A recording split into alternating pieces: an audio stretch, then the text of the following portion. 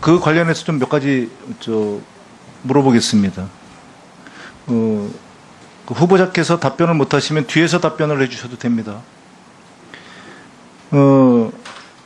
병무청에서 신검 당시에 그 최초로 병적 관련된 기록표를 작성하죠. 네. 그러면 그 군에 입대를 하게 되면은 그 변동 사항에 대해서 특기병 면담표를 작성해서 업데이트하는 거로 알고 있는데 맞습니까? 그 뒤에 있는 그 관련자가 답변해도 됩니다. 예, 국방부 민정협력과장입니다. 예, 맞습니다. 그러면 그 신병 분류 시에는 그 병무청에서 작성한 병적 기록표가 아니고 신병 분류 시 그 특기병 면담표를 기준으로 해서 분류를 하죠. 예, 맞습니다. 그러면 자제분이 병적 기록표에는 고졸로 적었는데 신병 분류 시에는 그 학력을 달리 적을 수가 있는 거죠. 예, 그렇습니다. 당시에 군에 입대했을 때 자제분이 학력이 어디였습니까? 대학교 네바다- 재학 중이었습니다. 네바다 주립대에서 2학년을 마치고 왔습니다. 그럼 대학생이네요. 네. 그죠? 그러면 그 표에 의해서 분류가 됐다면 그 기무사 행정병으로 가는데 학력 제한이 전혀 문제가 되지 않겠네요. 전혀 관계 없습니다. 예. 그리고 그거를 통보하지 않은 것은 그 병무청에 있는 것이 고쳐지지 않은 것은 병무청에서는 병적 관련된 자료만 관리를 하기 때문에 학력 변동 사항이 의무 통보 사항이 아니기 때문에 그 고쳐지지 않은 거로 판단되는데 어떻습니까? 예, 그렇습니다. 질문 마치겠습니다. 네. 김병기 의원님 수고하셨습니다. 그 정진석 의원님 이 문제에 대해서 아니 여기서 뭐 질문 답변 시간이긴 한데 기본적으로는요. 그러면 이따가 다시 또 질문 시간을 이따가 드리겠습니다.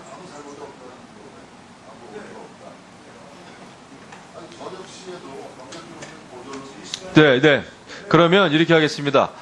그 김병기 의원님에 대해서 답변은 좀 하셨잖아요. 그죠? 국방부에서도 또 후보자께서도 하셨는데 저희가 사회자로서 좀 느끼기에는 어쨌거나 네바다 주립대 학교 2학년 재학 중인 상황이었다고 그러셨잖아요. 네. 입대했을 때는 마치고 왔습니다. 네, 그런 게 뭐 어디라도 기록이 남아있는지 모르겠습니다. 그런 게 아까 뭐 특기병 그러니까 특기병 면담 때 또는 예.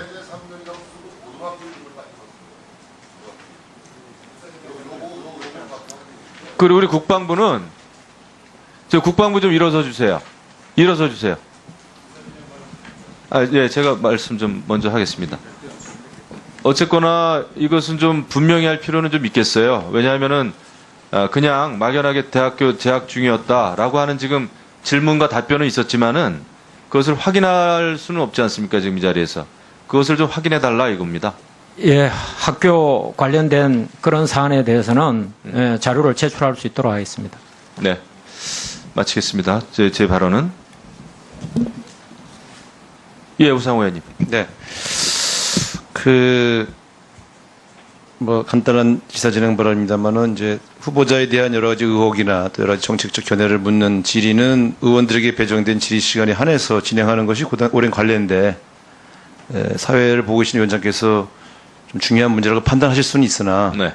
의원들의 질의 시간이 아닌 시간에 해당 의원에게 다시 질의를 유도하듯이 말씀하시는 건 적절한 사회 진행은 아니라고 보고요. 사안이 필요해서 뭐 권고할 수는 있기 때문에 그런 방식으로 진행해 주시고 또 생중계되고 있기 때문에 다른 의원들의 발언권을 보장하기 위해서라도 질의 순서 자체는 그대로 원활하게 돌리시는 게 좋지 않겠는가. 그런 방식으로 진행해 주십사 부탁드리겠습니다. 네. 이게 또 우리가 청문회를 마치고 나서 오늘 안에 경과 보고서에 대한 채택, 그것을 우리가 좀 의도하고 있기 때문에 바로바로 이제 확인이 안 되면은 경과보고서 채택이 좀 어려워집니다. 그래서 그 점을 제가 좀 감안했다는 말씀을 드리고 아무튼 질의 답변 시간을 활용해서 모든 게 좀 명료화됐으면 좋겠다라는 생각, 저도 뭐 동의합니다. 예, 이번에는 존경하는 김동철 의원님 질의해 주시기 바랍니다. 네. 어제 문재인 대통령의 레드라인 발언 부적절했고 내용 또한 잘못됐다 이렇게 생각하는데 후보자께서는 어떻게 보십니까? 예, 대통령님께서 레드라인 발언하신 것은 정말 그 북한에서 지속적으로 그런 아니 의도를 말씀하시라는 게 아니라 그 발언이 부적절했고 내용 또한 잘못됐다고 지적하는 데 대해서 어떻게 생각하시냐고요. 억제를 해야 된다라는 그런 의도로 말씀하신 것으로 생각하고 있습니다. 아무튼 부적절하다고 지적하는 데 대해서 어떻게 생각하시냐고요. 그 부분은 제가 답변할 사안은 아니라고 생각합니다. 예. 미국 측에서도 레드라인이라는 게 있습니까 없습니까? 그거는 각 국가마다 레드라인을 생각하는 부분은 다 다를 수 있다고 생각합니다. 그런데 스파이스 백악관 대변인이 4월에 레드라인은 없다고 이야기했어요. 미국은. 예? 미국도 설정하지 않은 레드라인 또 있다 하더라도 통일부 대변인이 뭐라고 그랬습니까? 레드라인은 공개하면 레드라인이 아니라고 그랬잖아요. 그런데 대통령께서 지금 레드라인 발언을 어제 한 번만 한 게 아니에요. 7월 4일 날도 또 했어요. 예? 레드라인을 넘어설 경우에 우리가 어떻게 대응할지 알 수가 없다. 이렇게 발언한 게 있다고요, 또. 그러니까 이건 우리 존경하는 김중동 의원님 말씀하신 대로 청와대 외교 안보 라인에 군사 외교 안보 전문가가 없다는 이야기예요, 이 이야기는. 네?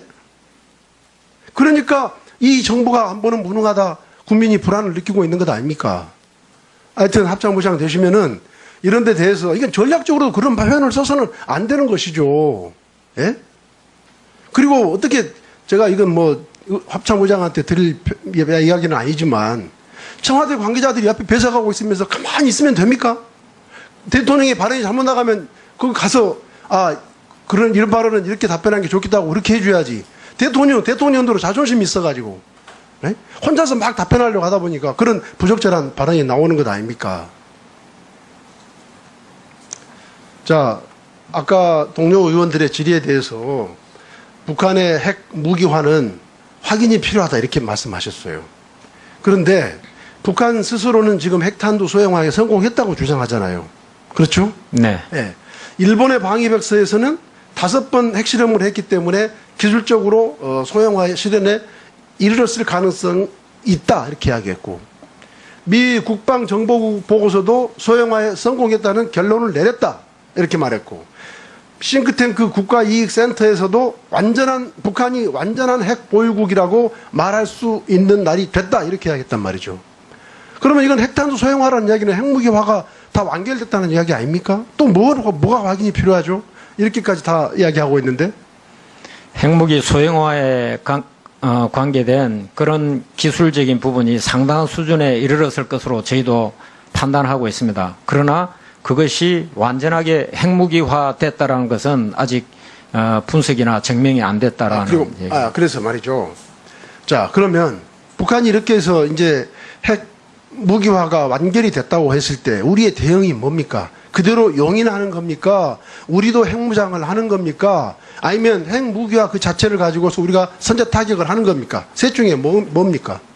예, 우리 지금 대한민국의 핵무기 관련된 그런 대응 전략은 지금 현재 한미 간의 맞춤형 억제 전략에 의해서 지금 정상적으로 잘 공조가 이루어지고 있습니다. 아니, 그러니까 셋 중에 북한이 핵무기화가 완결했을 때 우리의 전략이, 거기에 대한 우리의 대응 전략이 뭐냐 이거예요. 선제 타격입니까? 대응 전략은 네. 어떠한 상황에서도 우리는 거기에 상황에 맞게끔 만전의 태세를 갖추고 있다라고 말씀드립니다. 제가 그렇게 하니까 답변을 그렇게 하시니까, 자, 북한이 핵무기화가 완성됐다고 했을 때 우리는 선제 타격 합니까 안 합니까? 선제 타격은 네. 우리가 군사적인 옵션으로 하나를 그런 방안은 가질 수가 있지만 네. 시행 여부에 대해서는 그러니까 충분히 신중하게 검토해서. 핵무기화가 선제 타격을 말하는 것은 아니다 그런 뜻으로 답변하신 거잖아요. 네. 그렇죠? 그러니까 결국 용인한다는 이야기잖아요. 그렇죠? 핵무기를 갖도록 용인하는 것도 아닙니다.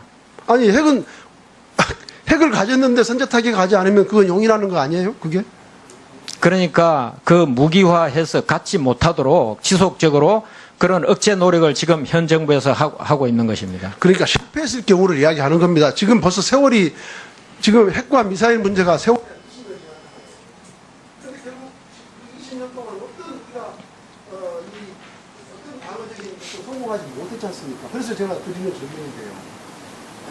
네. 김동철 의원님 수고하셨습니다. 예, 맞습니다. 그러면 그 신병 분류 시에는 그 병무청에서 작성한 병적 기록표가 아니고 신병 분류 시 그 특기병 면담표를 기준으로 해서 분류를 하죠. 예, 맞습니다. 그러면 자제분이 병적 기록표에는 고졸로 적었는데 신병 분류 시에는 그 학력을 달리 적을 수가 있는 거죠. 예, 그렇습니다. 당시에 군에 입대했을 때 자제분이 학력이 어디였습니까? 대학교 네바다- 재학 중이었습니다. 네바다 주립대에서 2학년을 마치고 왔습니다. 그럼 대학생이네요. 네. 그죠? 그러면 그 표에 의해서 분류가 됐다면 그 기무사 행정병으로 가는데 학력 제한이 전혀 문제가 되지 않겠. 저 국방부 좀 일어서 주세요. 일어서 주세요. 예, 제가 말씀 좀 먼저 하겠습니다. 어쨌거나 이것은 좀 분명히 할 필요는 좀 있겠어요. 왜냐하면은 그냥 막연하게 대학교 재학 중이었다라고 하는 지금 질문과 답변은 있었지만은 그것을 확인할 수는 없지 않습니까? 지금 이 자리에서. 그것을 좀 확인해 달라 이겁니다. 예, 학교 관련된 그런 사안에 대해서는 자료를 제출할 수 있도록 하겠습니다. 네. 마치겠습니다. 제 발언은. 예, 우상호 의원님. 네. 간단한 기사 진행 바랍니다만은 이제 후보자에 대한 여러 가지 의혹이나 또 여러 가지 정책적 견해를 묻는 질의는 의원들에게 배정된 질의 시간에 한해서 진행할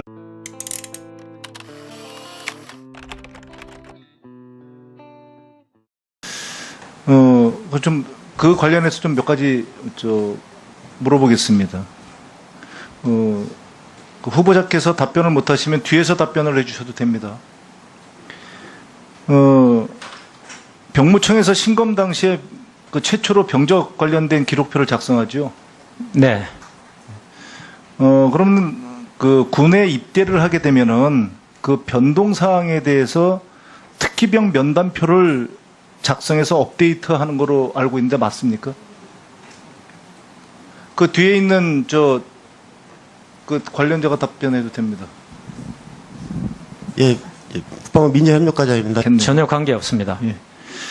그리고 그거를 통보하지 않은 것은 그 병무청에 있는 것이 고쳐지지 않은 것은 병무청에선 병적 관련된 자료만 관리를 하기 때문에 학력 변동 사항이 의무 통보 사항이 아니기 때문에 그 고쳐지지 않은 거로 판단되는데 어떻습니까?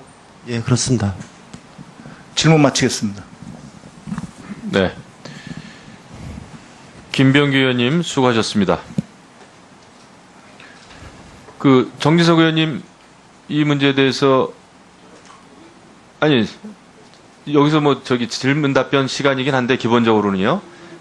그러면 이따가 다시 또 질문 시간을 이따가 드리겠습니다.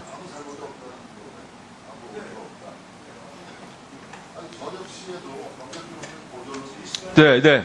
그러면 이렇게 하겠습니다. 김병기 의원님에 대해서 답변은 좀 하셨잖아요. 그죠? 국방부에서도 또 후보자께서도 하셨는데 제가 사회자로서 좀 느끼기에는 어쨌거나 네바다 주립대 학교 2학년 재학 중인 상황이었다고 그러셨잖아요. 네. 입대했을 때는 마치고 왔습니다. 네, 그런 게 어디라도 기록이 남아있는지 모르겠습니다. 그런 게 아까 특기병 그러니까 특기병 면담 때 또는